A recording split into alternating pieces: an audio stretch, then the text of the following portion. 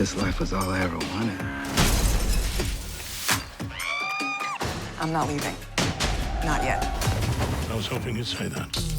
We gotta hit the streets, make some money. People like us must destroy people like him. Buckle up.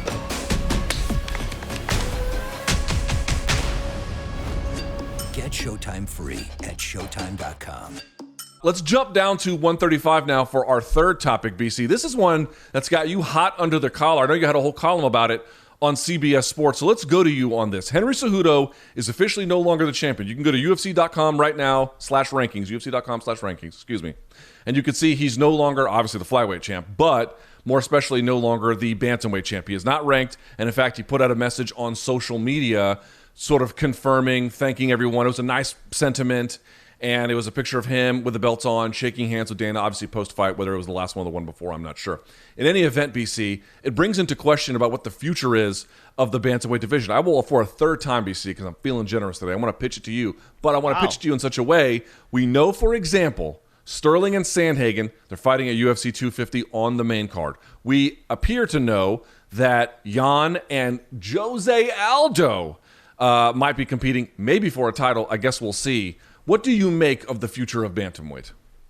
Well, the future of bantamweight is great. It's bright because it's such a friggin' deep division. It's bottlenecked with young guys that are about to make the leap, right? The Aljos, the Sandhagens, the Peter Jans, and also has like the perfect mixture of old names. I mean, you even got, let's not forget, you got Frankie Edgar coming back in July, probably against Pedro Munoz at bantamweight. We got Mr. Faber lingering. We got Aldo. We got Dom Cruz, all that. You got Cody Garbrandt coming back.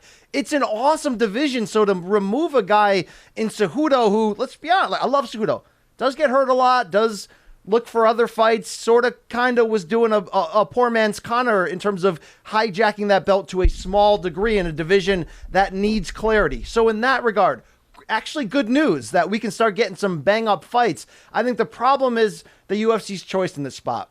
I know Jose Aldo already had been given a shot against Cejudo, and we already went through that conversation. You know, it's not the right move, but it feels so good. Aldo looked great. Imagine Aldo being a 2-division champion. I love a lot of those things. The problem is you just did that with Dom Cruz. Like, you already did that move of taking the popular guy for your B-side spot to sort of try to help extra sell tickets. At this point, it's time to find out who the actual best is. And I think Marlon Moraes, who was already scheduled to face Peter Yan, it makes sense. That guy fought great against Henry Cejudo before losing the vacant title. Comes back and beats Aldo in a very good fight. He's deserving. Why not go that direction? I love what they're doing. UFC 250, 2 Saturdays from now. 3 bantamweight fights on that card. Not just Sandhagen against Aljo. You got Sean O'Malley coming back in a spot to really push himself up. You got Cody Garbrandt coming back against Rafael Assunção. Like, these are great fights that in some ways is like a de facto tournament to try to trim the fat and figure out who's next. But as much as I love him, and I do love me some Jose Aldo, he don't deserve this. And we just did the Dom Cruz experiment. Don't go back to the well twice on this. Give the guys a chance to figure out who's the best. I know you're probably not going to ever do another tournament, even though, let's not forget, UFC did a flyweight tournament a couple years back, right? Turned out good for me, but it is very Bellator-y, very Strikeforce-y. Dana's not really into that. Now would be the time to do it, but if you're not, Luke, at least let the guys who have been itching get in there. I wouldn't mind Aldo being in the tournament if it was 8-man, right? That to me would be okay. But if it's How about 2-man? How about a 2-man tournament with Aldo? No. No. But I'm saying if you had the top 8 contenders, even that, it's like, okay, why is Aldo there? But okay, I'd sort of find a way to live with it. I'd be like, fine. I mean, is he really taking the most prestigious slot or something like that? No. But when you do top 4 and you're leaving Moraes out, to me, I hate everything about it. Look, I'm not telling you it's going to be a bad fight. I'm not even telling you that Jose Aldo can't win that. I think he's probably as live a dog as there might be. I favor Peter Yan to win, but Jose Aldo is certainly a very talented fighter, and he looked very good against Marlon Moraes. But the point being is, like, you finally have a moment to lean into this burgeoning youth movement that is happening at 135 between, as you mentioned, Moraes, Sterling, Sandhagen, and Yan. That was such, I mean, the idea of those guys fighting and how good the fighting would be and what it would say about the person who emerges from that would be so important. And I wouldn't tell you that they'd be a star overnight, but here's the truth.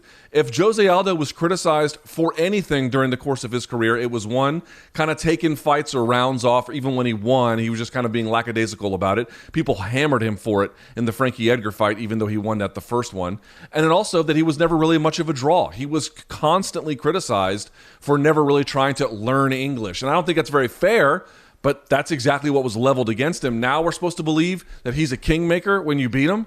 I mean, maybe for Max because it was sort of novel in the way that he did it not once but twice, or for Conor for the extraordinary way that he did it. But now at 135 at this stage in his career, this is going to turn Peter Yan into some kind of overnight celebrity. I just don't buy it. I don't buy it at all. I don't think you're getting much of a boost. And now where's Marlon Moraes sitting in all of this? He's watching everyone else compete for a space he's legitimately earned. People always say, oh, you could make a case that Aldo beat Moraes. I can make a case for a lot of shit that didn't happen. It didn't happen. In the end, he recorded the W. That's the guy who gets to, or run it back. Have him run it back, and that's fine. You can do that again. But if you're not going to run it back, and that's the guy that's going to get the W, then he's the one who is entitled to the spoils of the victory. And so why not embrace this new generation of like extraordinary fighting talents that are coming up, which they're doing at UFC 250, Brian, with Sandhagen and Sterling, and everybody is pumped for it. You'd get the exact same thing. Peter Yan is going to be a star one day, but it's not going to be because he beat Jose Aldo.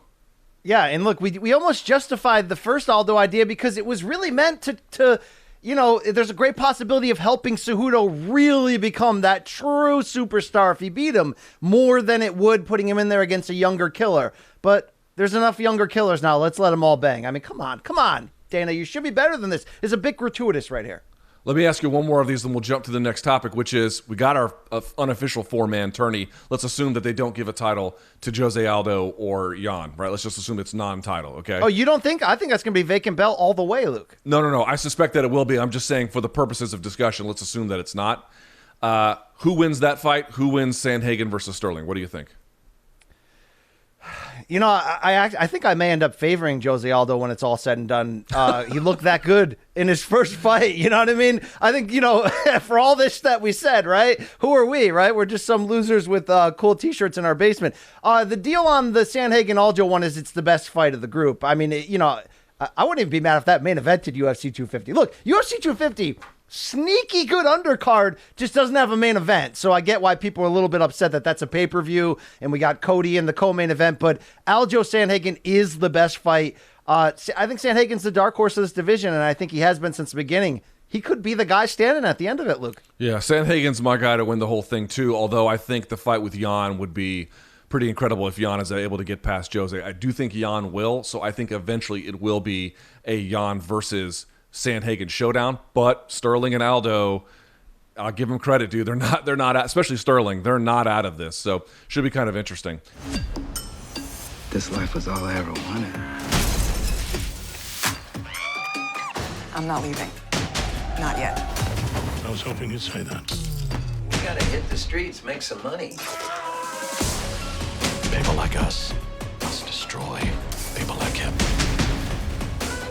Buckle up.